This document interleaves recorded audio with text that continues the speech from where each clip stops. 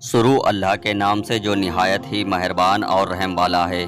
फ़तेह मक्का का वाक़या भाग 2। पहला भाग ज़रूर सुने, तभी मुकम्मल मालूमात हासिल होगी। तो चलिए वाक़या शुरू करते हैं। बैठ जाओ उमर रिसालत, आपने नरमी से फिर फरमाया।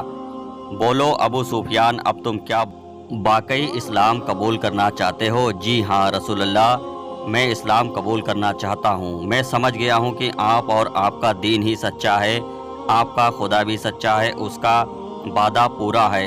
ये जान गया हूँ कि सुबह मक्का को फतेह होने से कोई नहीं बचा सकेगा।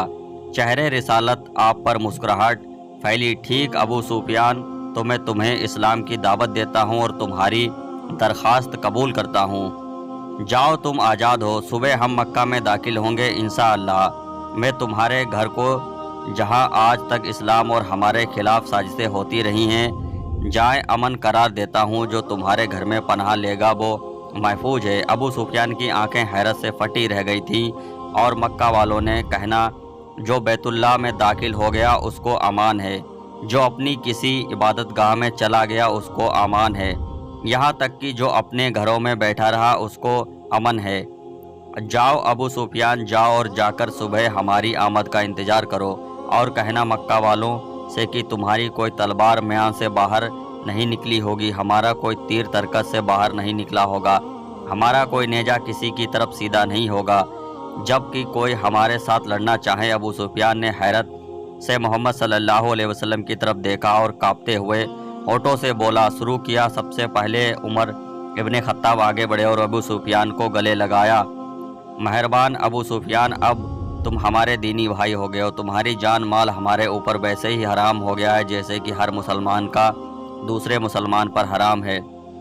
तुमको मुबारक हो, तुम्हारी पिछली सारी खताएं मुआफ़ कर दी गई हैं और अल्लाह तबारक व तआला तुम्हारे पिछले गुनाह माफ़ फरमाया। अबू सुफियान हैरत से खत्ताब के बेटे को देख रहा था कि ये वही था कि चंद लम्हे पहले जिसकी आंखों में उसके लिए शदीद नफ़रत और गुस्सा था और उसकी जान लेना चाहता था, अब वही उसको गले लगाकर भाई बोल रहा है।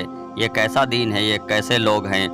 सबसे गले मिलकर रसूलुल्लाह के हाथों पर बोसा देकर अबू सुफियान खेमे से बाहर निकल गया और दहशतगर्द अबू सुफियान की, जिसके सर से मुसलमान आज तक दंग थे, उसी के दरमियान से इस्लामत से गुजरता हुआ जा रहा था। जहाँ से गुजरता उस इस्लामी लश्कर का हर फर्द, हर जंगजू, हर सिपाही को थोड़ी देर पहले उसकी जान के दुश्मन थे, अब आगे बढ़कर उसको मुसाफा कर रहे थे, खुशामदीद कह रहे थे। मक्का शहर की हद पर जो लोग खड़े थे उसको सबसे नुमाया अबू सुफियान था। मुसलमानों का लश्कर मक्का में दाखिल हो गया था।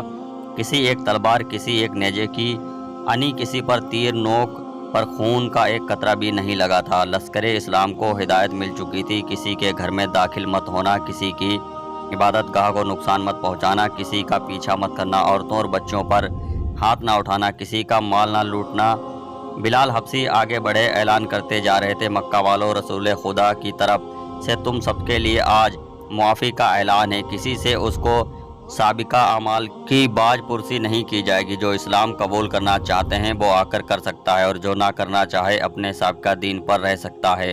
सबको उनके मजहब के मुताबिक इबादत की खुली इजाज़त होगी। सिर्फ मस्जिद हराम और उनकी हदूद के अंदर बहुत बुत परस्ती की इजाज़त नहीं होगी। किसी का जरियाए मुआश छीना नहीं जाएगा, किसी को उसकी ज़मीन व जायदाद से महरूम नहीं किया जाएगा और मुसलमानों की जान माल की हिफाजत मुसलमान करेंगे। ए मक्का के लोगों, हिंदा अपने घर के दरवाजे पर खड़ी लश्कर इस्लाम को गुजरते देख रही थी। उसका दिल गवाही नहीं दे रहा था कि हजरत हमजा का कत्ल उसको माफ़ कर दिया जाएगा, लेकिन अबू सुफियान ने तो रात ही यही कहा था कि इस्लाम कबूल कर लो तो सब गलतियां मुआफ़ हो जाएंगी।